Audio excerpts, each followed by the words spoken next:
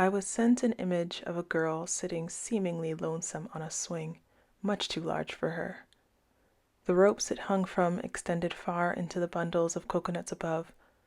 She swayed just as the giant palm leaves above her did in the sunset wind.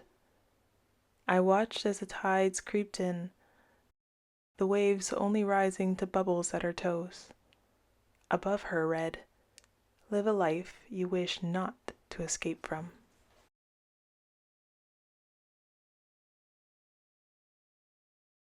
And I realized, I don't find myself escaping much these days. Does that mean my life is what I've always dreamed of? What I've always envisioned?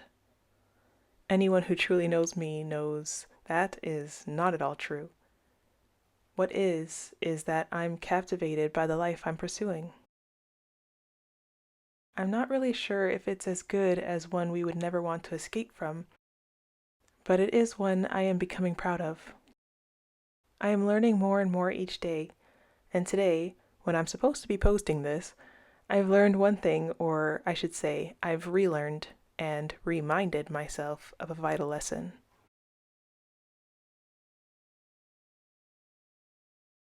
Take your time. It's not that all good things take time. It's that all outcomes that resulted being worth it take energy, effort, concentration, dedication, discipline, and commitment. I find this is why most people give up on artistic works from time to time. That, and it takes no time to find out that it will not yield $1 million in a snap. Although, in my mind, it is a snap, just not in the way you might think.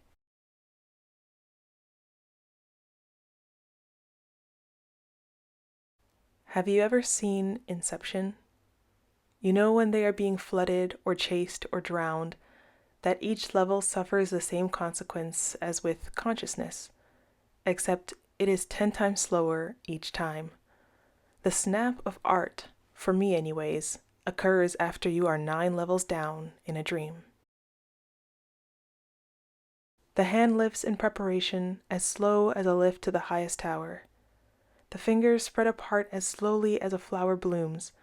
The 2 fingers come together like a bridge connecting 2 islands across the Pacific. And the friction they create starts with a soft shift in the earth, but then results in the largest and most catastrophic boom you have ever witnessed. The earth comes shattering apart, and even its core has cracked. Just as everything is coming down and the dust has begun to settle, you realize the land is suddenly different. Nothing like the world you knew before. What you've been given is a new perspective, and what you do with it is all your own. This is where the riches arise. The funny thing is, you won't know it until you get lost in your own groove again, wearing down the ground beneath your feet, looking for answers.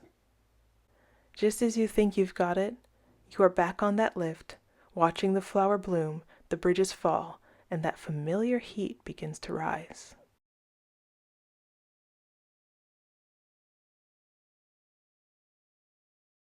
I guess we all know what happens after that. But I know this cycle is difficult to want to escape from. I'm truly enthralled by my own mind and the visions it can create. I just have to trust my hands to bring it to life 10 times better than I ever imagined. So I wanted to show you guys what the complete outcome of that body form was. It is kind of light, and I feel like I could make it a little bit, stiffer in a way. But anyway, this is kind of what it looks like. Woohoo! I'm eventually going to put it on a pole and everything, but yeah, that's the shirt I put on top of it, and I have just wrapped it with saran wrap. This is simply because it's funny to look at. It's like I'm hugging myself. I put the saran wrap on the body form simply because I'm using clay, plaster, all these kind of things, so I don't want that sticking on the t-shirt, and it's easier to remove from saran wrap. And that's the back part there. Ta-da! The full back, full side. Oopsies, my bad with the light. And the full front. There it is. So that took about, I think, 4 hours to create. It took about 1.5 to actually wrap myself, and then an hour to stuff the form, and then putting on the clothes and the saran wrap again. That was just some thinking. So anyway, all I know is it's worth it, and it actually works pretty well for my clay molds. So I will show you guys a little bit of that. So this is one of the clay molds that I'm working on. It's at the basic point right now because I don't want to, because I am thinking about what kind of designs I want to put on the actual body form. So this is my stingray manta, as it has, you can see it has like a good spacing in the middle here. It's simply because I'm not going to be using that area. It's just the top part that matters. So this is the top, and I'm trying to think of like what my designs might be on top of the clay entirely, but I don't know yet. So we shall see. This one is practically completed. I would say there's maybe like 2 or 3 little things that I want to add to it. This is my dragon form. So that's what it looks like now. Half dolphin, half dragon. As you can see, she has kind of some nice fins, some nice horns. Oh yeah. Her little snout, of course, because why not? And again, underneath, it's not made because it doesn't really matter as much. And it's just the top part that I needed. And it's really cool because like you can bend the wings. Like, I love that. So like I can choose whatever form, but I think I'm going to actually add some substance inside so that the wings can move and the tail as well. Like the tail can move. Technically the tail can move too. And this is what I spend hours and hours and hours and hours and hours doing. I very naively, is that a word, thought that clay making was pretty simple, that I could make 3 little sculptures in, I don't know, maybe like 9 hours. So like 3 hours each. I was very wrong. Everybody was like, it takes days, it takes days. And I was like, how could it take days?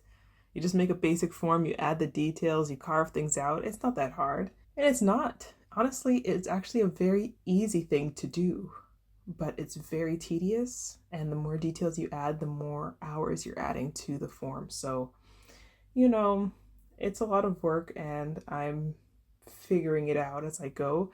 But I'm very proud of my dragon, and I'm sure someday in the future I'll be like, oh my god, that's amateur work. I made such maybe more complex things in 2026. I don't know, we'll see. But I am proud of this one. My last one has yet to be completed.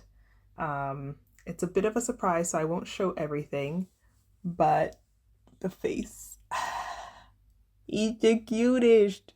Hello. Here's a little foot. Yeah, you can see, probably got the idea. I can't take the tail out, but anyway, I want that one to be a surprise because it's my own creation of a creature based off of another creature, which I'm sure you've probably guessed by now. And anyway, I have 2 more mini sculptures to make, and then I'm going to start working on some accessories for my cosplay and for my performing type stuff. So, but these ones I'm going to start making little sample versions of them first before I make full-on body tails, because I think a lot of us like to just jump into the tail situation, but like if I don't like the process of making a mini tail, I'll probably hate my life to make a full-sized body tail. So instead of putting myself through the agony, I've created designs, which I love doing. I love creating the designs because, you know, it's art. So of course it's right up my alley, but last one.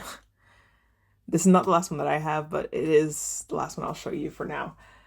But it's the actual process of molding, casting, pouring a mold, designing the mold, and painting it. And I don't know if I'm going to like that yet. Right now I know I like the molding, I like the sculpting part of it. And I'm sure the pouring, making a mold is not that big of a deal. It's probably annoying because With plaster, you have to make sure it doesn't crack in certain areas. You're using just enough water and just enough plaster, and you're mixing it correctly and at the right time and all that stuff. But beyond all that, when it comes to painting or coming up with the right colors, I think that, just like painting in real life, is going to be the hardest part for me. And I don't want to jump into doing a full body painting when I'm like just making my tail. I've made a prototype sample mini tail already, sculpt that is, and that one took me 12 hours to create. Mind you, it is a very different type of tail. It has not been created. It is my own original design, and no one else has made something like this before. So yeah, I put myself through hell to make a 12 centimeter length tail. It took me 12 hours to sculpt. So I don't know how the rest is gonna go. Honestly, it is what it is. I'm just going to try, and if I hate it, then you will never see me sculpt again. But if I love it, then we know where I'm going. And like I said, the cycle of this whole flower blooming, the snap, this is art for me. This is a snap over and over. Like, I want to do this, I want to do this, I want to do this, until I get into my kind of flow. And eventually the snap will be what I create. And like I said, the snap takes a long time. But I'm trying to be patient, trying to be true to myself. Hence, I've created something that most people have not created. But I don't really care, because I'm here to do what I want to do for me. And if other people happen to like what I create for themselves, not just I admire the design or something like that, like the post. I mean, the person is like, hot damn, I want one of those. This is me. I'm going to be very content about that. Even if people don't like it, I'm still going to be content, because eventually I will make myself a full body tail that no one else has. That's crazy to me. Anyway, I'm out. I'm done talking. As my as one of my closest friends say, I always give a TED talk about the things that I care about. I'm done with my TED talk. Y'all can go. Adios. I'll see you in the next one. Oh, I'm wishing you wondering to be yourself on this side of the world.